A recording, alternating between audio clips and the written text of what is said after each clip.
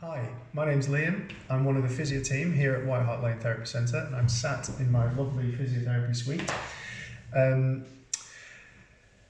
Working from home has become a bit more of a permanent feature on everyone's calendar, probably more than a lot of people would like, but I think by and large we're getting used to it, but it's not without its issues. In clinic, I'm seeing a lot more headaches, shoulder pain, elbow, wrist, hand pain, spinal pain right throughout, all as a pretty much direct consequence of people sitting for long periods of time. Now, previously in your old life, you would have commuted and you would have walked to the meeting and you probably would have walked to get coffee. These things aren't necessarily on your agenda anymore. And so a lot of my patients are reporting sitting for very long periods of time, going from meeting to meeting to meeting, back to back on video calls, for example. Your body doesn't necessarily respond well to that. It's designed to move, and so when you're sat and you're stagnant for long periods of time, without going into the boring chemical processes behind it, pain can just sort of build, and pressure can build within the joints and in the muscles. This tends to happen in certain telltale areas, but it can be quite specific to you. How can physiotherapy help you? Well, I'm just one of a team of amazing therapists here at the clinic. But specifically physiotherapy, or at least my kind of physiotherapy, what I do is I'll try and find the specific structure that's giving you the cause of pain, and that's assuming that there is only one. There's probably a few. And more importantly, we're trying to ascertain why they're giving you the pain. And so once you know why, you can then predict the problem and more importantly, avoid it. We'll use specific manual therapy, even general manual therapy, sort of massage techniques and specific exercises, which obviously, physios love giving out exercises. There's always a bit of homework to do, but these exercises will be tailored towards you and your specific needs, trying to keep you on the straight and narrow and able to do the things that you want to do when you're not sat at your desk. In the interest of looking after yourself, what can you do? How can you help yourself? Well, it's very simple. Move. The body is designed to do that.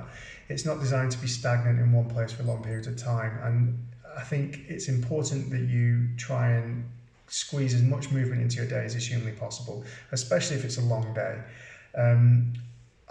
Far be it from me to assume that I know what your day is made up of, but there might be some calls that could be taken on your wireless earphones while you're walking around outside, for example. It doesn't necessarily need to be a video call. That would be an enormous change to your day. That would be wonderfully helpful. Getting a standing desk, getting your computer set up properly, and just generally keeping your body fit and able to cope with the rigors of sitting down. It's been a bugbear of mine for a long time that people call it a sedentary job. It's anything but. If you sit at a desk for a long period of time, you need to be able to do that. You need to have the strength and the wherewithal to be able to sit there for a long period. And that means that you need to build that strength. Often as well, when someone's sedentary for a long time or sat for a long period of the day, they'll try and counterbalance that with extreme exercise. That's okay so long as you're able to cope with that. And if you're not, generally speaking, you'll find your way into a physio's office, or there might be a problem that could follow you around or just be a bit of a niggle. I would say that if you've got niggles that aren't going anywhere, or if you've got pains that are routinely coming on every day, I would probably get it checked out. I would either come and see myself, come and see one of the osteopaths here, come and see any of the physio team. The massage team here is really good as well. But the key point is, don't wait for it to get worse and worse and worse before you make a move to get it looked at. You're better than that. You deserve better.